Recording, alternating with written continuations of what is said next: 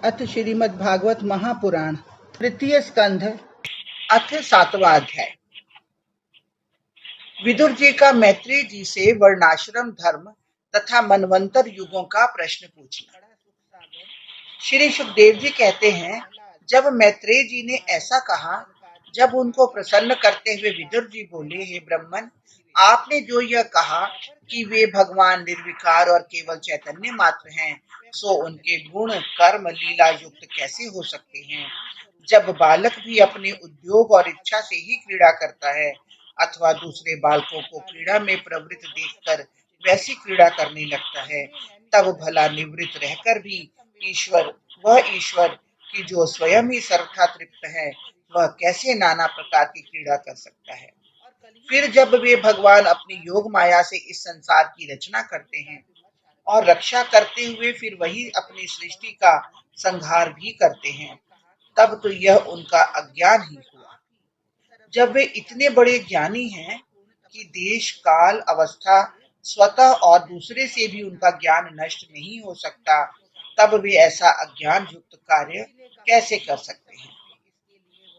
फिर जब वह एक ही ईश्वर सब शरीरों में स्थित है, तो वह अपने कर्मों से सब जीवों को सुख ही क्यों नहीं पहुंचाता? लोग दुखी क्यों रहते हैं? इस अज्ञान संकट से तो मेरा मन बड़ा दुखित हो रहा है। हे विद्वन, आप मेरे इस मानसिक दुख को दूर कीजिए। श्री सुखदेव जी कहते हैं, जब तत्वों को जानने की इच्छा वाले विदुर जी ने मैत्रेय जी से ऐसा कहा, तब उन महात्मा ने आश्चर्य प्रकट करते हुए कहा, हे साधो, ये भगवान की माया है, इसमें तर्क करना वृथा है। तुम जो शारीरिक सुख दुख को कहते हो, सो यह तो जीव का यह धर्म है, इससे ईश्वर का क्या संबंध? परंतु जो तुम दुखों की निवृत्ति का उपाय पूछते हो, तो सुनो। इसके लिए यदि जीव भगवान का भजन करता रहे, तो धीरे धीरे उसके सभी दुख दूर हो जाते हैं। जब परमात्मा श्री विष्णु जी में इंद्रियां निश्चल होकर लग जाती हैं, तब जीव के सारे क्लेश वैसे ही नाश हो जाते हैं कि जैसे स्वप्न में दुख रहा और जागृत होते ही नष्ट हो गया। इसी प्रकार श्री विष्णु जी का यशोगान करने सुनने से जीव के सारे दुख मिट जाते हैं। देखो, उनके चरणारविंदों की धूली सेवन करने से मुझे क्या आनंद आ गया है, जिसका वर्णन नहीं किया जा सकता। मैत्रेय जी के ऐसा कहने पर विदुर जी बोले, हे भगवान, बस करें, आपके इतने ही कथन से मेरा संदेह नष्ट हो गया। परंतु आप पहले यह बतलाइए कि इस जीव का बंधन और मोक्ष कैसे होता है। ये दोनों मार्ग भी मुझे कभी कभी उलझनों में डाल देते हैं। परंतु आपने अभी जो यह कहा कि सुख दुख जीव का धर्म है, ईश्वर का नहीं, तो यह मुझे बहुत ठीक जान पड़ा। वास्तव में देह आदि प्रपंच का मूल अपने अज्ञान के सिवा और कुछ नहीं है। वही स्वप्न और जागृत का उदाहरण है। सच है, इस संसार में दो ही सुखी हैं। एक तो वह कि जो बिल्कुल सीधे साधे, जिन्हें गंवार कहते हैं, अर्थात जिन्हें संसार की गति विगति का चक्र न लगा हो, और दूसरे वे कि जिन्होंने अपने तन मन और वचन से भगवान के चरणों में लौ लगा दी हो। बस इसके अतिरिक्त अथवा जो लोग इसके बीच में हैं, वे सर्वदा दुखी रहते हैं। सत्य है, आत्मा में तो कोई प्रपंच है ही नहीं, केवल एक मिथ्या आभास है। सो अब आज आपके चरणों का दर्शन कर मैं उससे भी निश्चिंत हो गया, और अब उस मिथ्याभास को भी दूर करूंगा। निश्चय ही आप संतों की सेवा से हृदय में स्थित विष्णु भगवान के चरणों में बड़ा अनुराग उत्पन्न होता है, क्योंकि आप लोग ऐसे महान आत्मा हैं कि प्रतिक्षण उन देवाधिदेव श्री विष्णु जी की कथा कहते रहते हैं। यदि आप जैसे महात्मा का दर्शन हो जाए, तो जानो सारे दुख दूर हो जाए। हे भगवान, उधर जो ये आपने यह कहा कि परमात्मा से पहले विराट पुरुष को प्रकट किया और उसमें स्वयं प्रविष्ट हो गए, तथा वही विराट पुरुष आदि पुरुष भी है, यह तो हम समझ गए। परंतु जो आपने 3 प्रकार का प्राण कहा था, जिसमें आपने केवल एक प्राण में ही 10 प्रकार के प्राण कहे हैं, तथा जिससे ब्राह्मण आदि वर्णों की उत्पत्ति कही है, उसे हम नहीं समझ सके।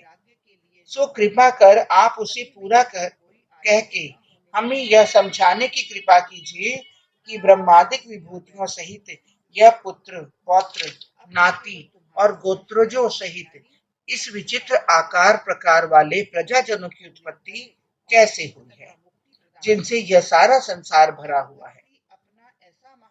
फिर यह भी बतलाइए कि प्रजापति ब्रह्मा जी ने किन प्रजापतियों की रचना की थी, उनके वंश परिचय सहित वंशजों का आचार विचार, नीति रीति, पृथ्वी के ऊपर और नीचे के लोक तथा उनकी स्थिति तथा प्रमाण सहित भूलोक का पूर्ण वर्णन कीजिए।